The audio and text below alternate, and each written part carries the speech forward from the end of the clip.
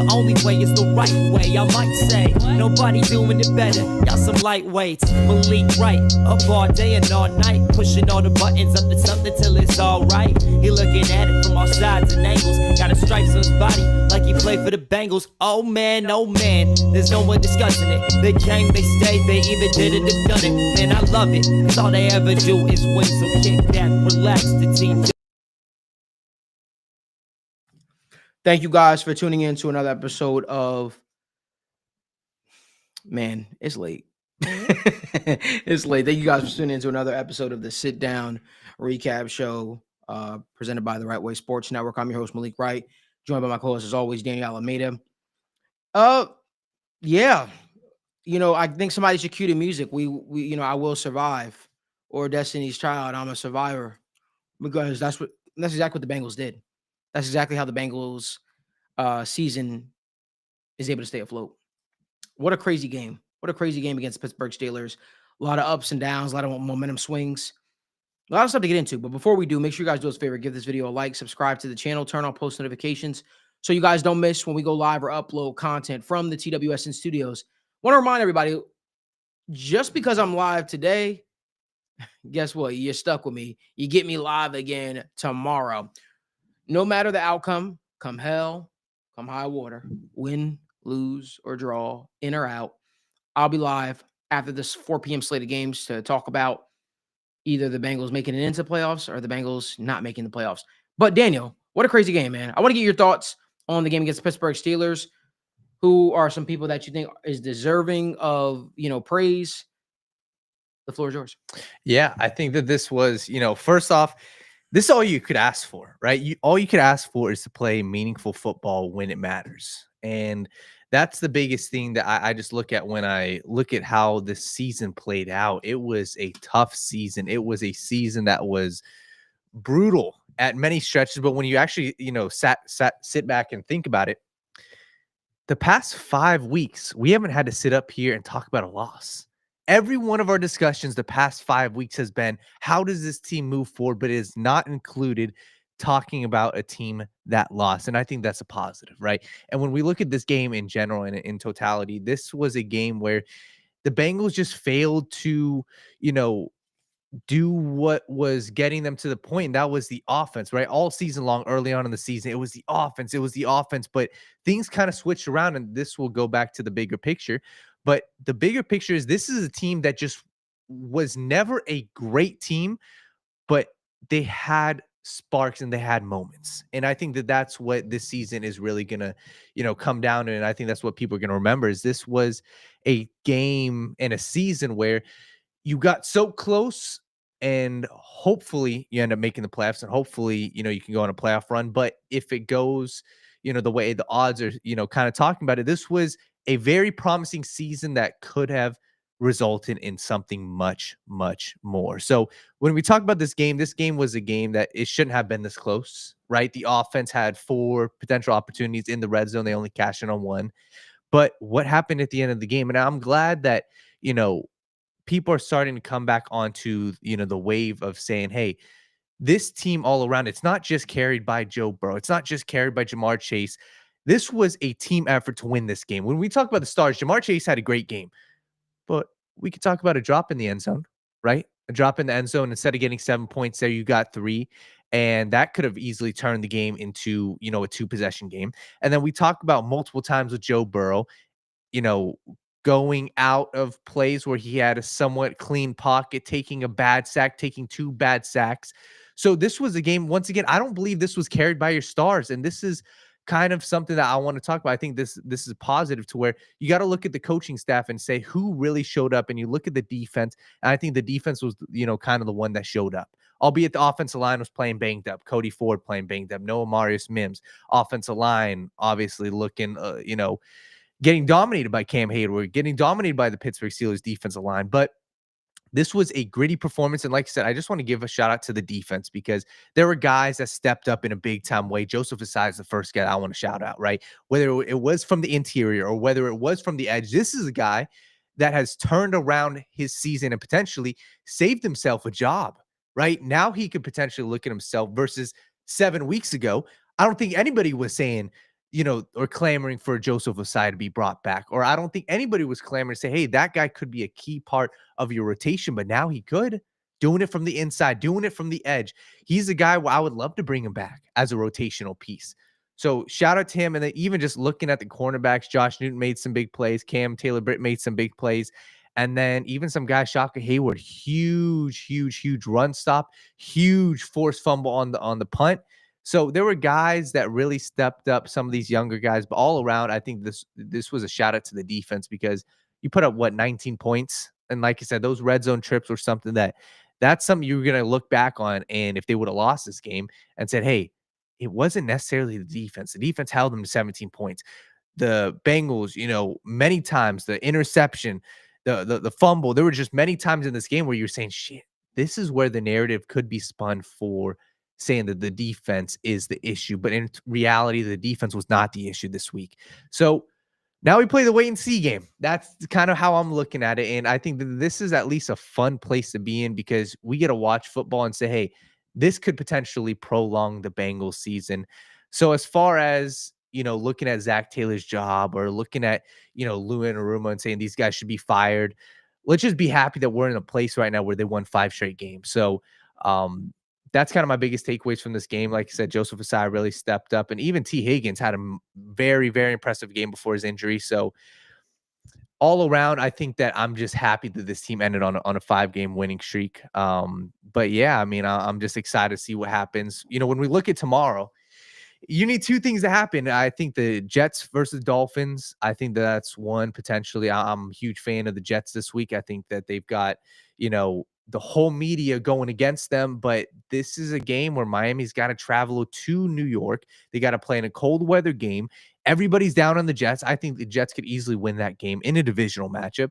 And then it comes down to Carson Wentz and the Kansas City Chiefs. Can they go into Denver and pull off an upset? It remains to be seen, but it's not like the Broncos are coming in with any crazy momentum. The Broncos know they got their season on the line, but that doesn't always mean something positive is going to come of it. So I wouldn't count the Chiefs out. They are 10-point underdogs, but I've got a feeling that we're going to see a close game, because as the stats will tell you, since 2016, the Denver Broncos have only won once against the Kansas City Chiefs. So Andy Reid, I don't know if they're going to just bail on the game.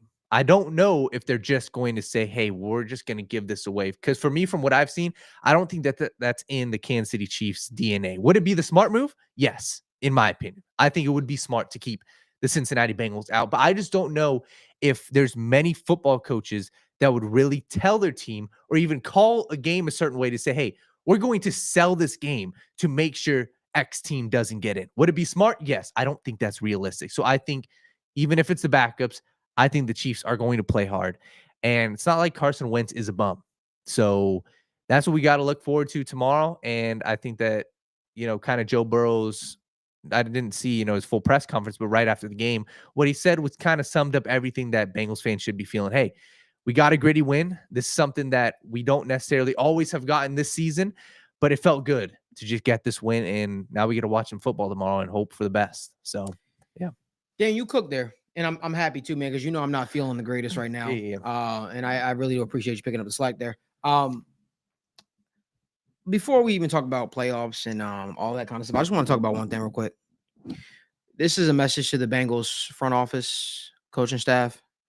There's no way humanly possible you could see the numbers Joe Burrow put up this season and think it's okay to continue to trot out mediocre guard play. Let me say that again. There's no way you could see Joe Burrow put up the season numbers that he's had and continue to trot out mediocre guard play. Philosophies have to change. Cordell Volson blocking for Joe Burrow, malpractice. Alice Kappa, who at one point in time in his career, I thought was good to average. I mean, these guys are slow out their stance. These guys are slow to get a hand on guys. That's the guy you made the most expensive player on your roster. And, while it's cool to see a victory, I'm gonna be honest with you, you're damn lucky that dude was able to get back up. He wasn't the same when he came back in after that as well. These hits, they add up. Right?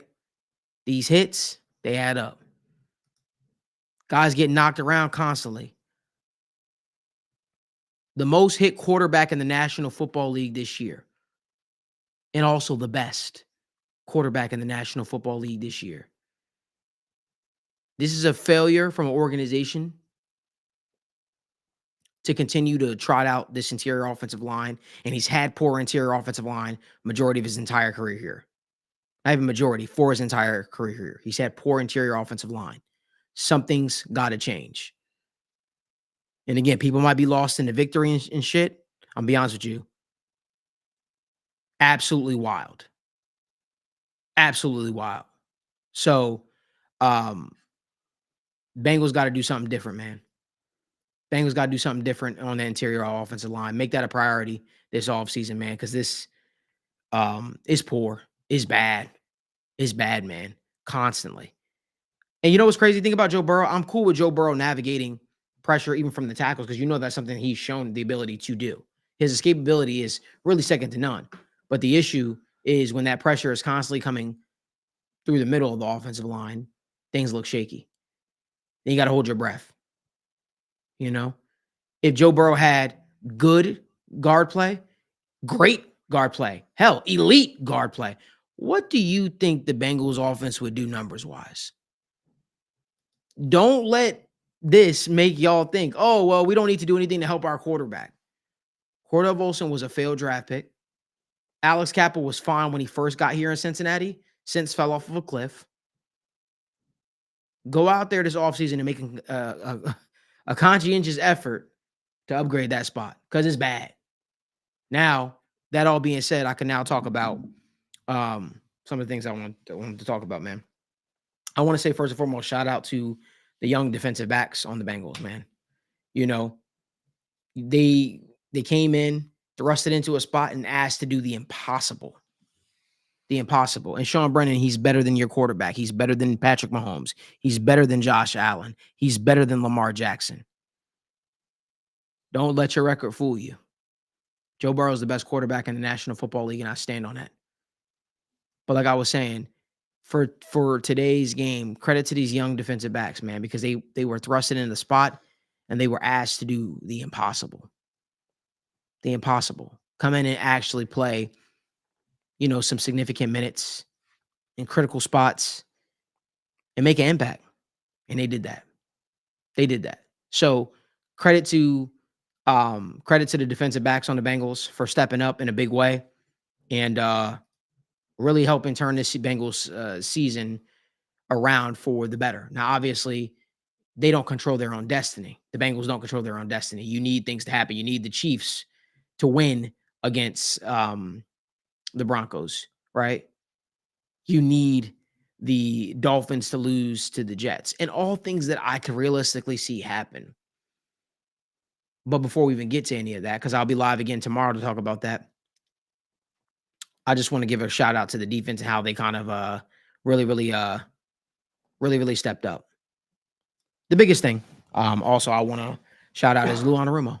This is a guy that had a lot of pressure on him, albeit was not like he was facing some like the Lions offense or the Bills offense or even the Chiefs. But he did play the teams that were in front of him the last couple of weeks and had these boys playing to the best of their ability. And I want to give that guy credit because who knows what type of pressure that guy was coming in with, right? Who knows what type of pressure that guy was coming in with, man. The fact of the matter is, I believe, and I've maintained this, and obviously Black Monday is Black Monday. We'll figure out what happens there. I believe you get that guy better talent on the defensive side of the ball. I think this thing could look a little different. Definitely need an infusion of youth on the defense. Definitely need an infusion of youth. I just hope that the Bengals brass is on board as well with that. That all being said, man, what a game, right? What a way to close out the season.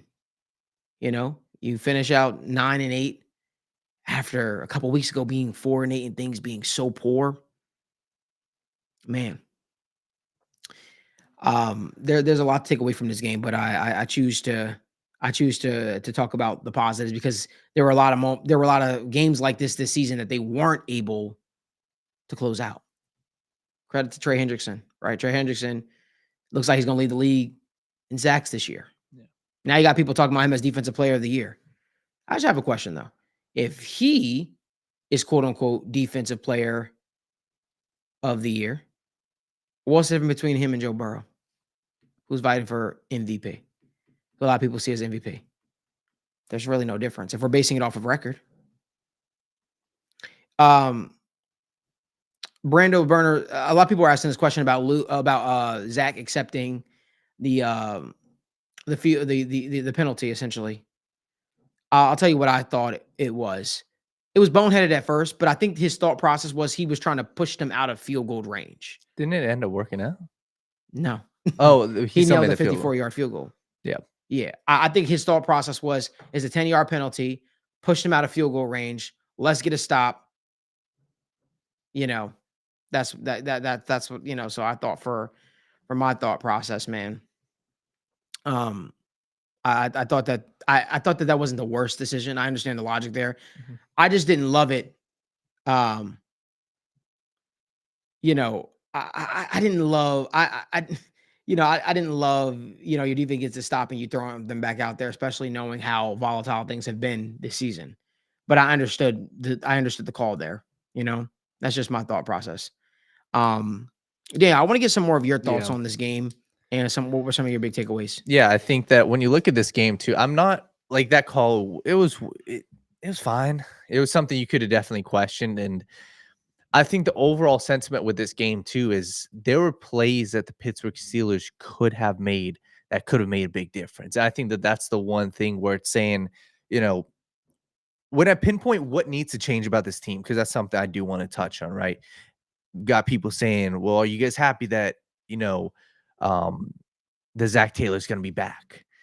It's not necessarily a happy thing, but what would you rather have wanted, right? I think that this team potentially could have had, done more harm to itself if they would have lost 3 out of these last 5. Like I was projecting. I didn't think that they would, win all 5 of these games, but they ended up doing that. So I think the bigger question with this team as it currently stands, not what should they do, but what will they end up doing, is what can you control? And that's keeping the players who are talented on your team and looking to acquire other talent. So when I'm looking from that perspective, right, of what can change with this team, I thought that the defensive line, I thought the bright spots, I like McKinley Jackson, I like Chris Jenkins. From my analysis of the past 5 weeks, I do think, and I would personally love, maybe it's a luxury, I would love a stud alongside Chris Jenkins. That's what I would like. And I don't know how realistic that is, but in Madden land, in fantasy land, what I ideally would like, I look at what Cam Hayward did tonight and I say, I want that. I thought that Cam Hayward single-handedly was the most impactful defensive player on the Steelers. 3 batted passes, and multiple times, whether it's run stuffs, just clogging up the hole, the dude is 300-something pounds, and he is making a massive difference. When I watch football, I say, hey, I want that. So how can the Bengals get that? I don't know if it's attainable for them to go trade for Leonard Williams. I don't know if it's attainable for them to go out and get those guys, but that's what I would be looking at this offseason, saying, hey, what can we do to kind of get a guy like Cam Hayward? See, this is where we disagree a little bit, man. Really? I think that edge needs to be the focus, bro. Oh, for sure. I think that you can't have, there's only going to be so much money to go around, obviously. Yeah. But I'd prefer to get another stud edge, whether that's be a free agency or a guy. It doesn't have to be a stud guy. I'm not asking you to go out there and pay a guy $25 million a year. That's not what I'm asking. But I'm asking you to get a guy that has produced, that has shown the ability to do so.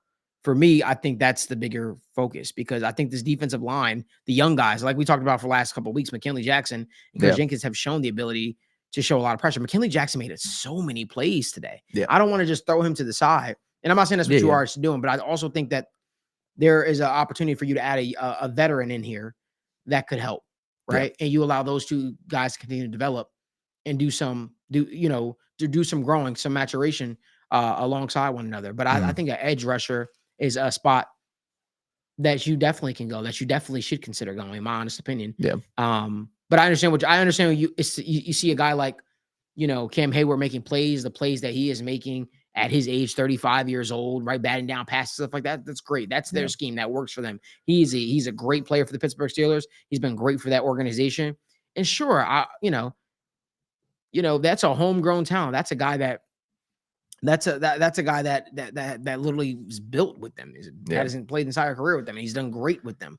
But I think that, who's to say in the future Chris Jenkins or McKinley Jackson can't become one of that type of guy down the road. Now I'm not saying that he will, but that's also homegrown talent, right? That's credit to the Pittsburgh Steelers drafting and finding that piece that has been a mainstay in the organization for 10 plus years, right? That's just a credit to the job that he's done and how consistent he's been throughout his career for the Pittsburgh Steelers. For me, I'd like the Bengals to draft their own type of guys, whatever that be, whether that is in the pass rush department at edge or at cornerback or whatever the case may be. But definitely this defense needs an infusion of youth and talent. I like the correction someone made in the comment section. I appreciate that because I do agree with that. I think that you see the scheme is not the issue, right? It's the ability to make plays, critical plays down the stretch. That's my thought process. Yeah, for sure. And I think that's another takeaway. And like I said, I think when I look at it too, what's more likely, just from the looks of it, there's a couple guys in free agency, the edge rushers, right? Azeez Ojularis of the world. And you're going to have your chance. And this is where I kind of, battle back and forth. And we'll get into it when we talk about the draft. There's a chance. Round 1, it's full of edge. Round 2, it's full of edge. I think you don't leave one of those 2 rounds without an edge. And I think it's very clear from watching this. And I hate to say it, but that is something you have to address, right? You are not leaving free agency / the draft without one edge rusher you can look at and say, hey, that guy for 4+ years could be the guy. For even beyond that, a guy that we can say, hey, maybe we do give him an extra contract, but there's, that is the one position at least you say, hey, no matter what, you have to add a premier talent, not a superstar, not even a star, but you need to add a guy that you can say, hey, he could be the starter and a very productive player for the next 4+ seasons. Because Myles Murphy at this point, for me, he looks like a rotational piece. He doesn't look like a potential star. And maybe he develops into a star. Maybe he develops into a starter. But for me, 2 full years of seeing, on and off, I don't think that he's got star written over him. And for me, when you're looking to build a team, you would hope that you look opposite Trey Hendrickson and say, hey, we need somebody there. So I'm with you. I think edge rusher. And then even just going beyond that, I think that there's a couple other positions. The safety position kind of, concerns me a little bit, saying, hey, I would like to add somebody. I thought, Geno Stone definitely came on strong at the end of the season. Same with Jordan Battle. But that's something I would be looking at, especially in free agency. I don't know about the draft necessarily, but I would be looking free agency saying, hey, maybe there's a guy we can bring in. Then shifting into the linebacker position, you get Logan Wilson back healthy, and then Jermaine Pratt.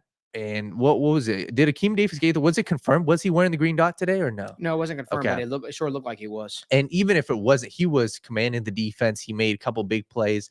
So the linebacker unit, maybe you go in and add, a guy late in the draft. Maybe you add a guy, in free agency, somebody who could be a role-specific guy. But they look fine to me. And just all around switching to the offense side, something else, Mike Gesicki, they got to bring him back. And you look at the guy, he was a difference maker. And there was many games where you could look at the totality of the season. Okay, that game, only one catch there, 0 catches there.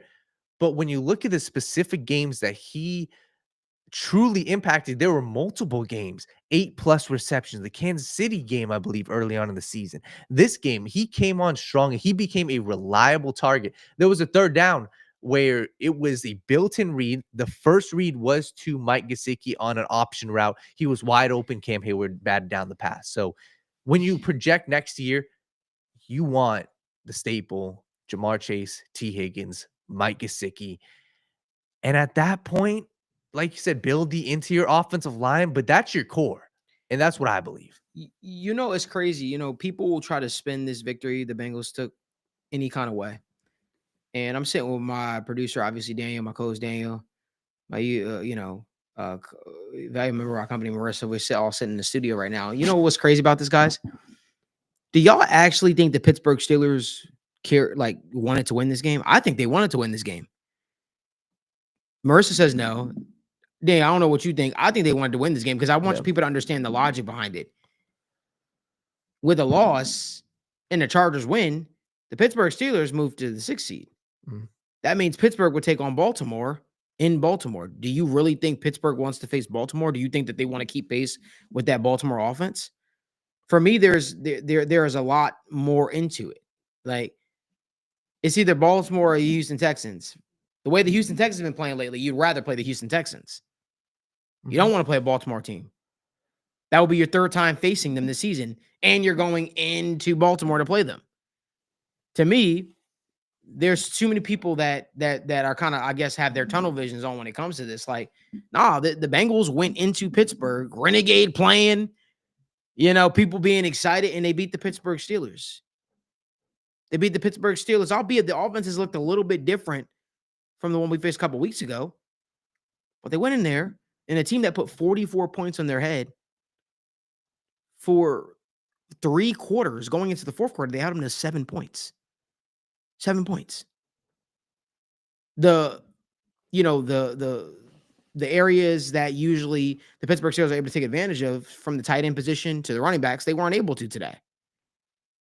So it's a credit to that defense, a credit to what they were able to do. Now, obviously, it didn't end as strong. I got to give credit to how this defense and how this team just sort of rose to the occasion. We'll see how tomorrow plays out.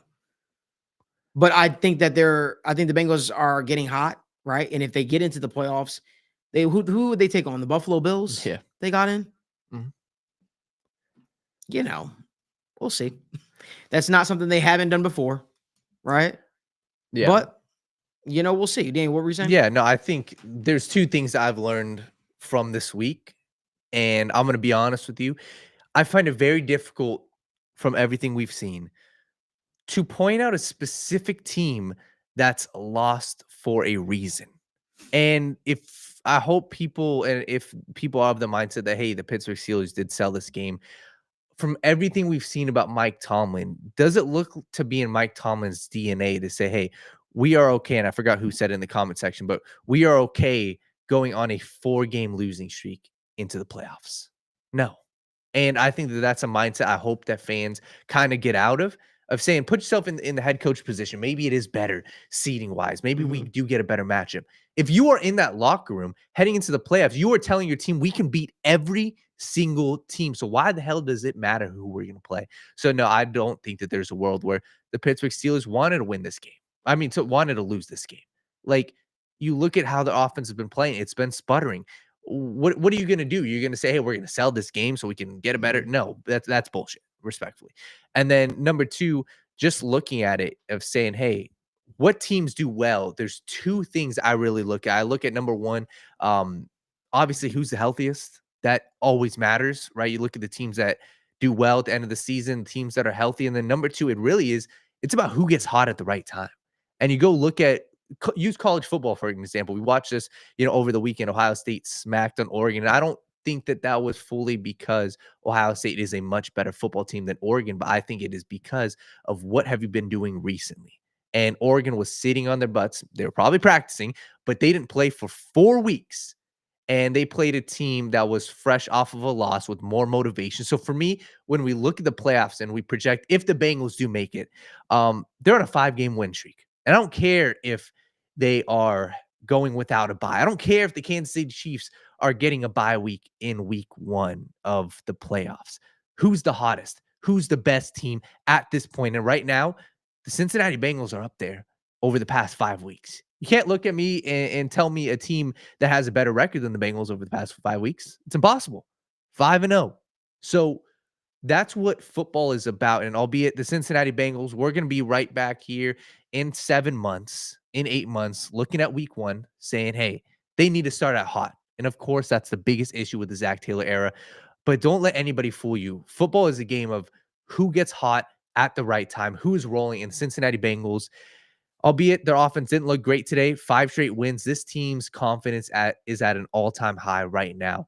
And when I look at the rest of the teams in the league, it really is about who's hot. The Lions are a hot team, and the Cincinnati Bengals are another hot team. So don't let them get in, and we'll see what happens tomorrow. But That's just something I've learned from this week. Yes, sir. And like I said, we'll be live again tomorrow after the games play out, just to talk everything through, to kind of really do a deep dive on the season, get overall thoughts. Obviously, State of the Jungle will still be live again, but we want to thank y'all so much for tuning in to another episode of our recap show, the Sit Down with Malik Wright.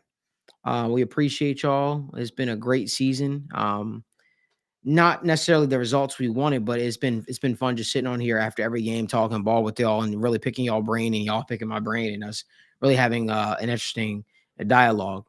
Look, man, I want y'all to enjoy your evenings, your Saturday evenings, because there's a lot of it's gonna be a lot to get to tomorrow, obviously, as we talk this whole thing through.